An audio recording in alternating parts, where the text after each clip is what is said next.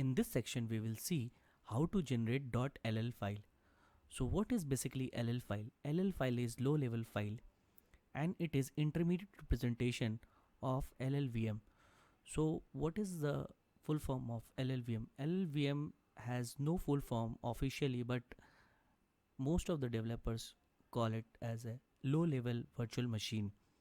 So LLVM is a compiler framework and it is far better than GCC because of their structured model.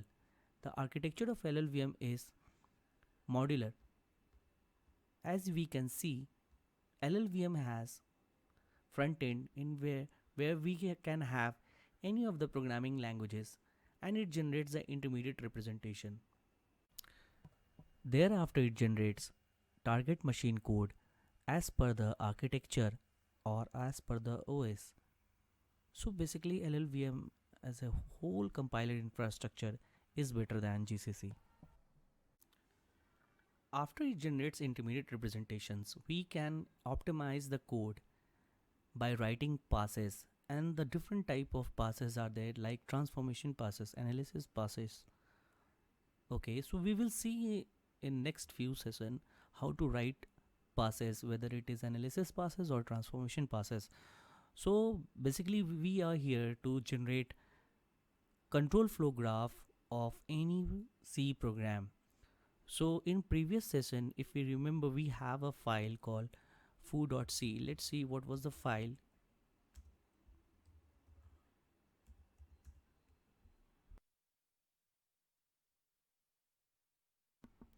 So this was our file foo.c. We will generate .ll file of this program. So if we remember how to generate the .ll file, what will we do? Clang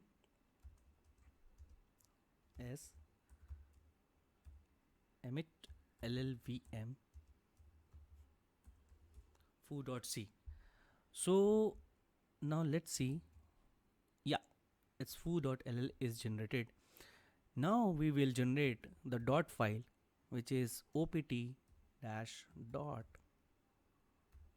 cfg foo.ll. So basically it will generate a control flow graph of each of the function which is mentioned in our program. So basically we have two function in our program.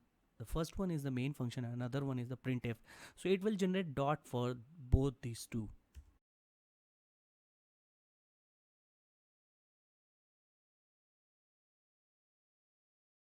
As we can see, we have two generated file here, printf dot dot and main dot dot. We can open these two files using GraphViz, but I don't have any GraphViz installed in my system. So let's open this GraphViz using some online GraphViz support.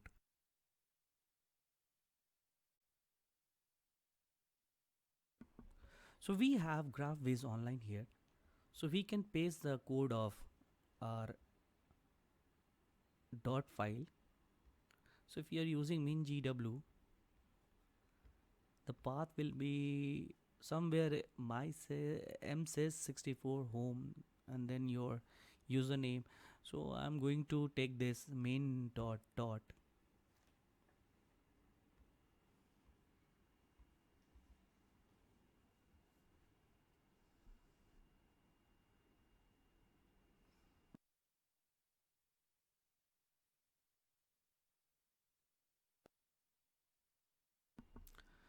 So let's copy this one and let's paste here, and then so this is our control flow graph of main. So this is basic block 1, this is basic block 2. If you remember, we have this while loop, and it has a self loop structure, and there is a termination here. So if we compute cyclomatic complexity, so the cyclomatic complexity will be e minus n plus 2, or you can see we have a one closed region here, so it will be 1 plus 1, that is 2.